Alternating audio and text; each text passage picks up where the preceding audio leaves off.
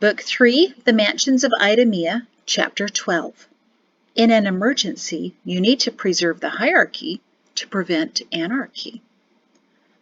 Just before dinner, Mari made her way to the study where the general was resting and trying to recover from a setback that morning. As she neared the open door, planning to ask him what she could bring him for dinner, she saw Ralph in earnest conversation with Pato. She stopped well before the door to let them finish and watched. Ralph was holding Pato's arm and speaking to him in hushed tones. Pato nodded and rubbed his running nose on his sleeve. Then Ralph astounded Mari. He pulled Pato close and hugged him, albeit gingerly. Mari stepped out of view of the open doorway so as not to be noticed. Of all the devastation that had occurred from the land tremor, so many miracles had happened too. The High General of Idumea hugging his grandson, that had to count as one. After what she hoped was a long enough moment, Mari made a coughing noise and approached the doorway. Pato was sitting by his grandfather's bed, smiling. "Dinner, young man, and you too, old man." As Pato ran for the eating room, Ralph raised an eyebrow at Mari. "Old man?" "Perrin referred to you that way this morning. Thought you should know," she teased. She felt astonishingly at ease around him lately. She concluded that spoon-feeding someone who used to terrify you, and even wiping his chin because he can't, tends to temper things. "He was right," the High General said analytically. "Idumea has made you irrationally brave." Mari chuckled and sat on the chair next to his bed. "No," Perrin said, but Ralph shook his head. "That assessment was not from my son." "Then who said that?" Ralph looked nonchalantly at his fingernails. "Oh, just an administrator. Or two. Or three." Mari swallowed so hard she was sure Ralph heard it. He looked up at her, a wily grin forming on his face. He'd become quite at ease around her as well. "Had a briefing from the command board this afternoon. 3 of the board members are administrators." "Which ones?" She couldn't hide the panic in her voice. Ralph's grin widened. "Not Gadaman, don't worry. Just board-sitting ones. But they expressed their interest in coming to the dinner, so I'll be sure to introduce you to each one." High General Shin had a truly devious soul, Mari thought, as she whimpered and held her head. Ralph laughed, a deep, gut-kicking laugh, until his ribs kicked him back, and he held his chest as he gasped in laughter and pain. Mari chuckled impolitely at his discomfort. "Serves you right, old man." Once Ralph was able to regain some composure, he pointed at her. "This city's changing you, or awakening you, or something." Mari shook her head. "It's just that you've never been around me for so long. This is how I always am. You're usually at the fort by the time I get going." "I wished I'd known earlier how entertaining you could be," he winked at her. She scoffed good-naturedly. "Well, I'm not here to entertain you." "You entertained the administrators this morning," he chuckled. "And I think we'll have a record turnout of them for the dinner this year, hoping for more." "Well, I'm certainly not here for their entertainment either," she declared. "I came to help you get better." "And you are." He tried not to chuckle again, but held his hide just in case. He slumped back against his pillows and said more gently, "You are. More than you can ever imagine. All 4 of you." Recognizing his changed demeanor, Mari said quietly, "If only it didn't have to be an Idumea, General." "You don't have to call me that." He said so softly, Mari almost wasn't sure he said the words. "I have a name, you know." I've always called you." "Don't," he said quietly. "Any woman, any person who can stand in front of the administrators and Mal and speak her mind, better call me Ralph." Mari grinned. "That may take some time." "Just don't take too long. I'm an old man, you know." She chuckled. I'm sorry again about this morning. Do you think our collision set you back a great deal? He beckoned her to come closer. Just between you and me, Mari, I may have played up our little incident. Last night, Joriana said she thought I might be well enough to dance once or twice next week. He shrugged at her dropped jaw. I was planning to fall later today anyway. You merely provide me a more realistic scenario. It was several seconds before Mari could say anything, and when she did, it was, "You are the most devious man I've ever met." He sat back and said gravely, "Thank you." Mari couldn't help but laugh, which made her head throb. Ralph winced as she pressed her fingers near the cut. "And I was trying to catch you, but my reflexes are a bit slow of late. Getting itchy, is it?" "Now that you mention it," she rubbed her fingers around the resin. He nodded. "You better make it an early evening. You've had a long day, and you're a little pale yourself." "I'm going to bed after dinner. What do you want to eat tonight? The surgeon said that you should stay in bed." She noticed his smirk. "You don't need to stay in bed, do you?" He held up his hands. "Joriana wants to make sure I'm fully rested up, and—" He hesitated. "We probably don't need another Shin family war dinner tonight, do we?" He actually seemed apologetic. "We're all good again. Perrin and I talked last night." The High General raised his eyebrows. "Talked?" At a certain volume, noise travels quite well through the grand hall. Mari shrugged. "All right, I did yell a little at first, but then we fixed things." "I know you did," he said. "I can see it in the way you two look at each other." "Very good," he added uncomfortably. She decided he needed a new topic and fast. "So, did Pato tell you what happened this afternoon at the old garrison?" Ralph rolled his eyes. "Yes. I told him thanks for trying to get me paper, but I have plenty in my desk." "I've never seen him do something so rash. He's really quite a cautious boy." "And I told him to stay that way, if he wants to live to be a grandfather himself. No, he's a good boy, Mari." "You realize," she said hesitantly, "that he still doesn't want to be a soldier. I know there's the tradition, but right now he's—" "I know, and that's all right," Ralph said. "He needs to make his own decisions. I won't pressure him." Mari nodded and, feeling the opportunity was right, decided to push it. She put her hand on top of his. "I'm glad you feel that way about your grandson. Now, Ralph, could you feel that way about your son?" He laid his head back on the pillows and closed his eyes. "Mari, you don't know what you're asking. Perrin's different. Perrin has a destiny." "We all have a destiny," Mari said. "The Creator has a plan for each of us, but sometimes we ignore it because we want our own will even more." He opened his eyes and regarded her with a level of thoughtfulness she'd never seen in him before. "I've been reading about that in the writings lately. Hogel would be proud of me," he added with a small smile. "Sometimes we don't even understand the plan until it's at the plan's end. Faith, Mari, right? That's what we go on until we see the solution. Well, I have faith in my son's destiny. The Creator has a plan for him."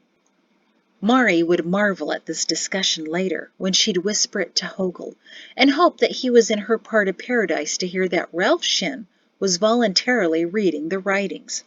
She could already hear Hogel Densel's cheerful chuckle. "I knew that boy would come around someday." She leaned forward and said, "But do you know what that plan is, Ralph?" "Yes," he said plainly. Mari was startled by that. "Well, then, can you tell me what it is?" "No." "Why not?" "Mari."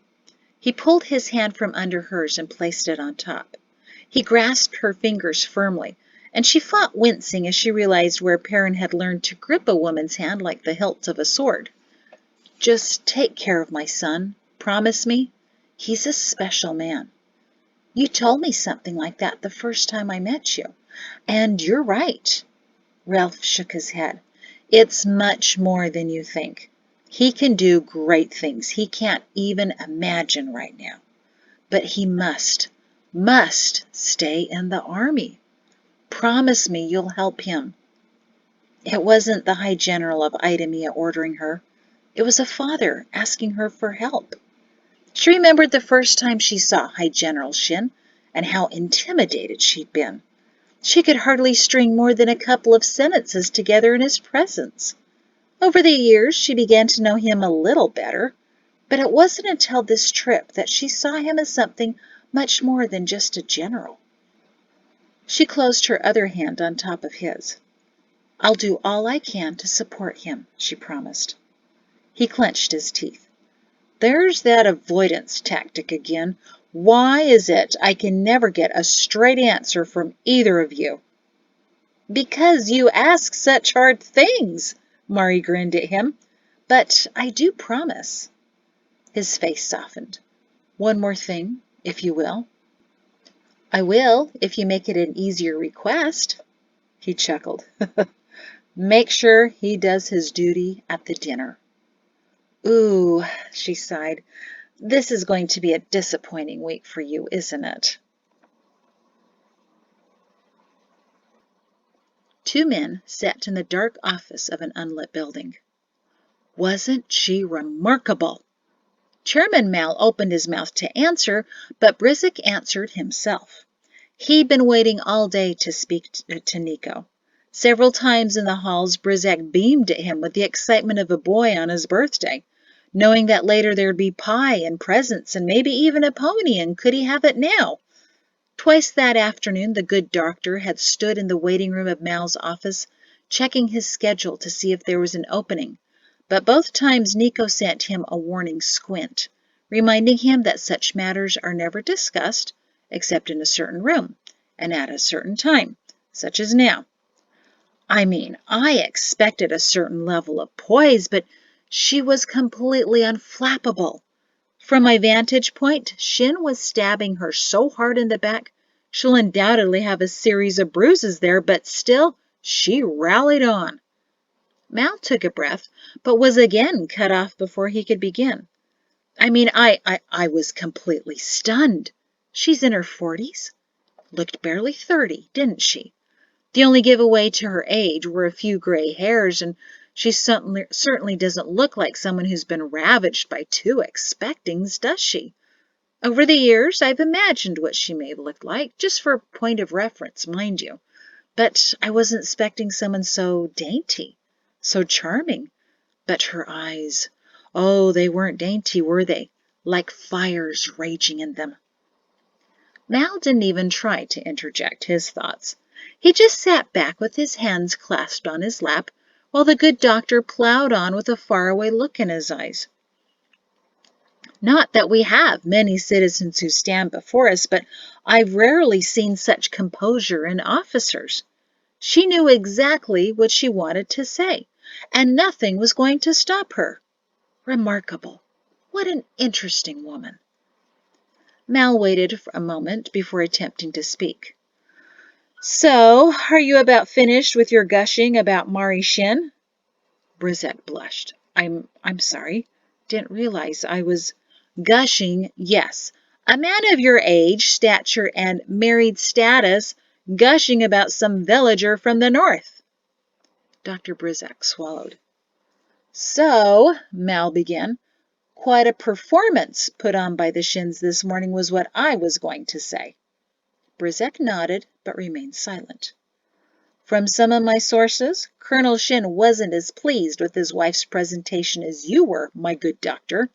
He forced her down to Gadaman's office, pushed her up against the wall, and said something threatening to her before marching her out of the building. They said the look on his face was positively murderous. Brizik swallowed again.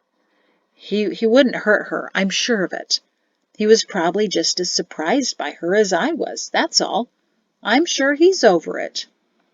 Bears don't easily calm down, doctor. He's not a bear, Brizek said. He's a man. Men are worse, Doctor. Not him, Brizek said solidly. I looked him in the eyes. Not him. But something suggested that he was now worried about the possibility. Mal smiled thinly. Gadaman was in earlier, brought me her letters to review again. I get the impression we've been underestimating her. She hasn't gone silent like so many of her fellow detractors have over the years. Instead, she's been ripening like cheese, becoming stronger and sharper with age. She has great potential, this one. Great potential to do us great harm, if she doesn't feel any fear of retribution or consequences. Brizak shook his head. All she said today was teach the people how to take care of themselves. Even the administrator of education said he could think of a few ways to implement strategies to teach people how to look at a situation, put it in one of several categories, then see what kind of possibilities exist to... Mal sighed loudly to stop the dull drivel. That's not thinking. That's plugging numbers into a formula. And that's not what Mrs. Shin was saying. I know you heard it too. She hasn't come around, and she has the ear of the future High General of the world. You experiment with concoctions. Do you realize what a volatile mix that could create? Brizek blinked. So you've already decided about the High Generalship? There have been promises made. I thought you were going to... We need to keep a closer eye on her, and it's going to happen here. What about the quiet man? What about your plans for him to... Mal shook his head. I still haven't found a way to get in contact with him. We may have to conclude he's gone as well. 14 years was too long for any man. No, Colonel Shin will be receiving yet another promotion, one that he cannot refuse. Brizek rubbed his chin. I really don't think that's going to work. Shin doesn't want to be here, and if his wife finds herself enjoying Idumea, Mal smiled, she just may be the key to getting them both here. Brizek shrugged. Perhaps. I don't see how we can influence that, though. There are ways. The dinner will show us how. Brilliant stroke of luck to still have that this year, with them in attendance. Let Mrs. Shin see what Idumea has to offer, what her husband means to the city. Then you can gauge her responses and go from there. Wait, me? Brizek made a face. You're going, Doctor. You and your wife. Tradition, you know. I realize you don't enjoy these things, but it is your turn to go this year. Go to observe her. And Gadaman. Brizek barked a laugh. Gadaman? He's going? I ordered him to. You can give me a report on how both of them behaved that night. Many decisions about their futures will be made based on what you see. Brizek nodded once. Then I'll be sure to be most thorough, Nico. I'm expecting you to bring back something tasty, Doctor. Of course, full reports on all of them. Actually, I was thinking along the lines of cake, my good doctor. Bring me back a slice. The duty of the dinner lessons began the next morning. With only 7 days left to prepare, Mari was feeling even more edgy as she sat at the breakfast table with the family. But her mother-in-law wasn't worried. Delegation, dear. That's how I handle the pressure. I simply don't. I shift it to others, spread it around. I organize and assign and check on others to make sure that they do their duty. I learned that from the Army. Otherwise, how can I feed and entertain over 300 people in this house? So you won't need me after all, Perrin asked hopefully as he took another bite at breakfast. His mother glared at him. You're part of the delegation, Perrin, and no one in Idumea wants to disappoint Joriana Shin. Besides, with the news that all is well in Edge, you can focus your efforts here. Perrin grunted quietly. Not completely well. Mari smiled encouragingly at him, but he didn't return it. The messenger had arrived last night after dinner with news from Major Karna. He reported that reconstruction was going well, no more dead had been uncovered, and no one else was missing. The first of the peas and lettuces were beginning to sprout, even in the old catapult fields. Food stores were being rationed, and the fort was allocating all available grain to the villagers. That last sentence had bothered Perrin the most. By his calculations, they were still a couple of weeks where there might not be enough food. He sent back another message that the grain should be given out in as small amounts as possible, just to make sure it would last. Mari looked down at her eggs, ham, toast, and beans, and felt guilty that they were eating so well while Edge wasn't. Perrin sighed at his plate, likely thinking the same thing. He stood up and picked up his cap. "Where are you off to?" his mother demanded. "I have a dance instructor coming." Perrin stopped. "What?" "You need to learn the new dances. Mari and Jatesy too. Pato's still too young." "Aw, that's too bad," Pato said with a broad grin which his father envied. Mari gulped, wondering if she could claim that she was too young as well. "No, Mother," Perrin said firmly. "I'm going to the garrison, remember? Discussing response times and recovery methods are far more important than learning how to dance," he said with a slight shudder. "Besides, Father will be exhausted after his morning at the garrison, and I'll need to put him on the carriage to come back home." Joriana shook her head. "But you have to prove you're civilized, not one of those wild men from the north." "But I am a wild man from the north," he grinned. "You know what I mean," she snipped. "I'll find a way to show my civility, all right?" he promised. "Who do you have coming anyway?" "Kuman, the cook's older brother. He's been teaching people to dance for over 10 years now." Perrin shook his head. "I'm supposed to learn civility from the cook's brother? What else does he do?" Her gaze turned crisp. "He's a dressmaker, too." Perrin burst out laughing. "A dressmaker?" "Yes, and his wife has the loveliest clothes you've ever seen. He's a clever man. He used to make suits, but realized women go through dresses much more quickly, so he changed his business. Then he realized these women wear his dresses to dances, so he became a dance instructor to further his name." "I almost want to meet this man. Certainly opportunistic and resourceful, I must admit. But," he continued in feigned grief, "the safety of Edge is more important.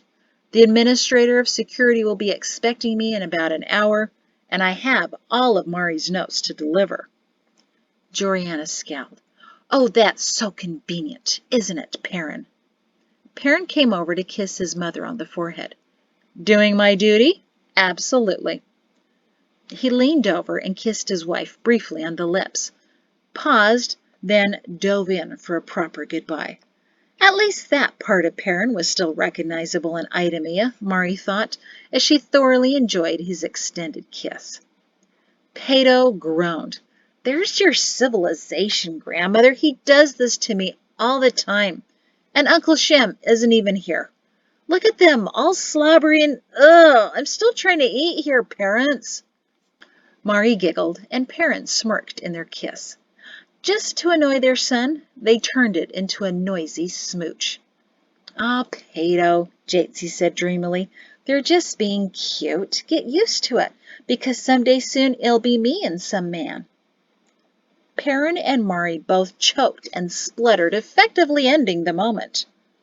"What did you just say, young lady?" Mari turned to her daughter.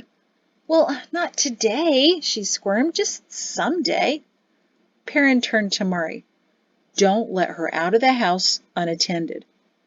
"And you make sure all the guards posted here are old and ugly," she replied. Jatesy rolled her eyes. "You two are so impossible. I can't talk to you about anything." Mari winced in apology. That's exactly what I used to say to your grandmother Pato. Georgiana clapped her hands. Well then, let's get started with the master checklist until our dance instructor comes. We're going to learn how to host a great party, my dears. Mari grimaced again. And that's what my mother would say to me, she mumbled to herself. Perrin was right. Idumea was most disorienting. Perrin heard her. He grinned as he put on his cap. While his mother got up to receive a stack of papers, he mouthed to Mari, Remember, I hate Idumea.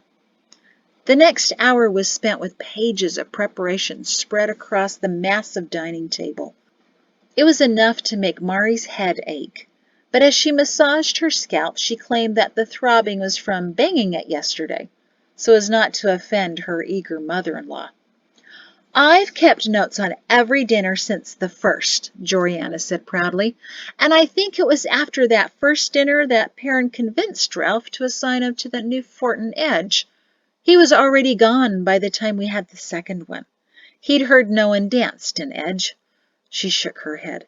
I must admit, he really did seem to hate that first dance we hosted. He was anxious all evening. For someone so natural with a sword in his hands, you'd think he wouldn't be so awkward with a woman in his arms. She turned pink and looked horrified at Mari, as if suddenly remembering who she was. Oh, I didn't mean, what I meant was, Mari chuckled. It's all right. I'm rather relieved he was uncomfortable with other women. I am the only one who should ever be in his arms. If you want to keep him happy about all of this, don't push him to dance. He'll find another way to be civil, I'm sure. Georgiana reluctantly nodded her head. Yes, I'm afraid that may be true. Ah, here it is, last year's stack of notes, the best dinner yet. Now, I delegated all of this out last season, but usually I start checking on people a few weeks before the big day. Oh dear, we do have some catching up to do. We'll visit each place and introduce you, since this may be your duty someday. She elbowed Mari excitedly, and Mari bit her tongue prudently. First, we'll begin with the bakeries. I use two, one for the breads, one for the cakes. Georgiana Shin made fun of her husband's file keeping, but had she been a general, she would have needed far more than one large cellar room to keep track of all of her details. Of course, Mari didn't say that out loud. But she was glad by the time the instructor arrived to give her a chance to take a breath. Later, they had at least 10 stops to make, maybe more, she lost track, to assure all the foods, decorations, tables, chairs, and groomers for the temporary stables were in place. She was grateful for the break to watch Jatsi learn to dance. Kuman arrived with his own accompanist, a portly man with a small guitar and a propensity for nodding with an overly happy grin. Mari thought it was good Perrin wasn't there. He would have felt the need to fix the man's mouth. Kuman was slender-built, just slightly taller than Mari, with curly brown hair cropped short and a playful expression. When he saw Georgiana, he bowed deeply. What an honor it is to be in your home again, madam, he said in an overly formal tone that made Georgiana almost giggle and Mari almost gag. I'll have your gown ready by tomorrow afternoon if you wish to come by for a fitting. That will be perfect, Kuman. By the way, I'd like you to meet Mari, my daughter-in-law. There was such obvious eyebrow raising and winking between Kuman, his guitar player, and Georgiana that Mari stiffened in anticipation, but didn't know what kind of ambush to expect.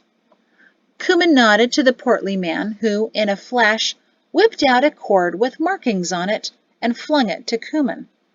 Georgiana had already stepped behind Mari and, strangely, began to tickle her around her throat. Mother Shin, Mari squirmed and unwillingly laughed. What's the meaning of... It was to get her elbows up, she discovered a moment later, so that Georgiana could take the cord from Kuman, quickly wrap it around Mari's bust, and call out a number to Kuman, who wrote it down in a little notebook his friend handed him. Waist Joriana called out, and she slid the cord down around Mari's middle. What in the world's going on here? Mari demanded, trying to catch her mother-in-law's unnaturally fast hands. She shouted out another number, which Kuman wrote, and flipped the cord vertically. Length! Oh, this is ridiculous! Mari folded her arms and pouted. This is because I wouldn't choose a dress, isn't it? Less than a week, madam, said Kuman fretfully, as he eyed one of her shoulders, then the next, and wrote down the number on the cord Joriana handed back to him. My seamstresses and I will be up all night with last-minute alterations, and now I need to create another gown. You do have lovely shoulders, though. Have you considered keeping them covered? Thank you, Mari said curtly. She turned to Joriana, who was looking through some samples of cloth in a bag Kuman had brought with him. Mother Shin, why can't I just wear the green dress you bought me? Kuman blinked at her. A dress? For the dinner? He sent a hopeless look to Joriana. Joriana rolled her eyes. It's her first dinner, and the dress is linen. Kuman sneered, as did his guitarist, and together they tisk-tisked Mari. She rubbed her forehead like her husband did and began to realize where he had picked up the habit. This one, Kuman, Joriana waved a swatch. I think this would be best for the assistant host of the dinner. Kuman smiled as he wrote, Ah, smoldering slumber, excellent choice, one of my favorite colors. Before Mari could tell exactly what color it was, Joriana thrust it into the bag again and nodded to her gown maker. She likes things simple, so ankle length, position D bodice, medium to thick clusters. And now they were speaking in code, Mari thought glumly. Mid-elbows, liberated turtle neckline. Kuman's head popped up from his notebook. Turtle? On a gown? Mari stared at Joriana, too. Joriana sighed despondently. My son will insist. What can I do? For Mari, she drew a line just below her throat, which made Mari smile. Turtles obviously don't have cleavage. And with a coverlet, Joriana said to Kuman, for a bit of variety. Kuman nodded as if the mysterious coverlet was a particularly inspired addition. Do you have any crochet available? Joriana asked Kuman, who clapped the notebook shut. Mari knew most of the words, but was lost as to their meaning. Idumea was becoming more annoying by the minute. My wife finished one up last night that would lie nicely with the smoldering slumber. Mari began to wonder if gowns were supposed to sound a bit indiscreet and sleepy. But how about her shoulders? Kuman tilted his head and eyed Mari's shoulders again with a look she couldn't define, but one that made her intensely uncomfortable. Perhaps a bit of cut work? Now this sounded painful. Again, Joriana sighed. My son likes them covered. To keep all of us out of trouble, keep her covered. And speaking of Perrin, he snuck off to the garrison instead of staying here to learn to dance. Kuman shook his head sadly. To have such misplaced priorities. Ah, well. But how fares the High General? Joriana beamed. Doing much better. He's hardly in the study anymore and can spend the night in his bedroom. He's even at the garrison for a few hours today. But, she said with a shrug, he won't be dancing either. Well, I still have 2 women for you to work with. She beckoned the men to follow her out to the grand hall. Let me call my granddaughter Jatsi. But Jatsi was already waiting by the grand staircase, bobbing eagerly. Pato sat on the balcony, wanting to avoid any introductions, but hoping to see the action that he could make fun of later. Actually, Mari interrupted, I think you best spend your time with just Jatsi. If Perrin's not going to dance, I hardly think he'd be comfortable with me dancing with anyone else. Mother, what will you do all evening? Jatsi asked. Watch you, Mari said, and every young man who comes to the dinner. Kuman bowed to Mari. Very well, the young lady it is. Jatsi proved to be a quick study. So fast, in fact, that Kuman was dancing elaborate steps with her by the time the hour was over. At least one Shin would be socially acceptable, Mari thought. Before Kuman left, he went to visit with his sister Kindiri in the kitchen. As he went to the back door, he called to Mari, "Should you change your mind, ma'am, I'll be happy to come back for you and the Colonel. Perhaps the Colonel will have a change of heart, a new understanding of his true duty." Mari chuckled a bit tensely. She wasn't sure if the man was sarcastic or truly misdirected. "I think he'll be wearing one of your gowns before that happens, but thank you anyway." "And your gown will be ready before the big day." Kuman smiled politely and nodded his goodbye. "For the Shins, I handle everything myself." Strangely, that statement didn't strike Mari as reassuring. But other things worried her that afternoon, especially as she looked at the extensive list they were about to tackle. Mari couldn't help but wonder, where was the food coming from for the dinner? Many items on the menu were easy enough to get this time of year: veal, lamb, and pheasant. But others were items normally seen only at harvest time: grapes, apples, and squashes. And the fruits and vegetables weren't just the dried ones. One of the menu items called for pumpkin-baked stew. And for 300 people. Mari didn't work up her courage to ask until she and Joriana were preparing to walk to the first bakery. "Where does it all come from?" Joriana repeated her question as she put on her wrap. "The garrison, of course. You have a reserve at the fort, right?" "Yes, but not of apples. Those are gone by late raining season. We're down to only wheat now." They left the kitchen through the middle back door, Joriana slamming it repeatedly since it never seemed to latch properly. Mari smirked to herself. It was good to see that even the world's second-largest mansion had its little quirks. "We have the most extensive reserve anywhere," Joriana told her as they walked. "The administrator saw to it. There's even a large cooling area in the cellar that preserves fruits and berries from one year until the next. They pack it with ice and sawdust during the raining season, and it keeps cool throughout weeding." That's remarkable," Mari said. "But that seems a bit much, doesn't it? What's the purpose?" "The purpose!" Joriana exclaimed. "To prove that even in times of need, the administrators can provide. That's one of the reasons why the dinner is held early in planting season when stores are usually low.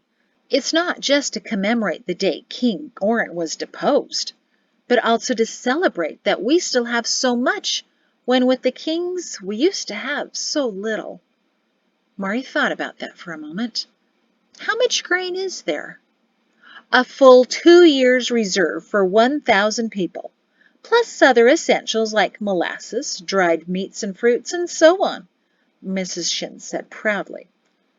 "That's impressive," Mari said, her mind figuring. "But not near enough for all of Idumea." "It's not for Idumea," Joriana said, nodding to a few women passing them. "It's for the administrators, their families, and the highest levels of the army." "Only for the leadership?" Mari felt a knot in her stomach again. Those seemed to come with regularity here. "Of course, and those in their households, naturally." "Why no one else?" "In an emergency, you need to preserve the hierarchy to prevent anarchy," she recited. "Gaiak, the administrator of security, came up with that little motto." Mari felt the knot tighten. "And because it rhymes, it must have merit," she murmured. "So the leadership survives while the populace starves?" Joriana furrowed her brow. "It's not that harsh, Mari."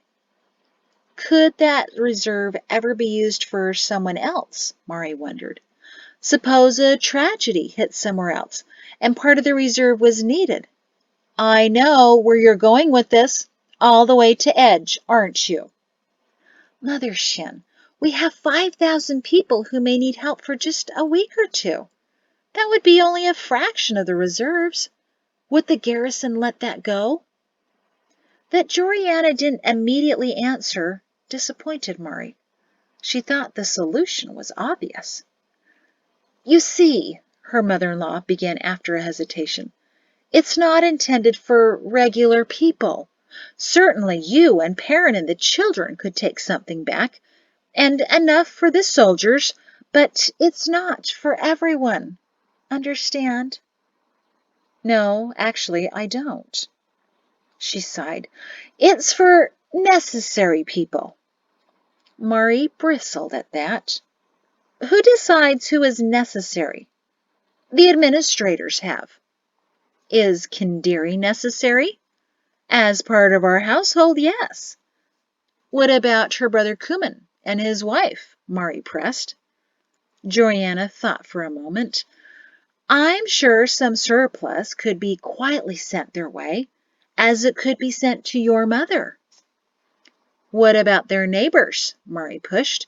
If a mere cook and a dressmaker and an old woman are necessary, why aren't their neighbors necessary?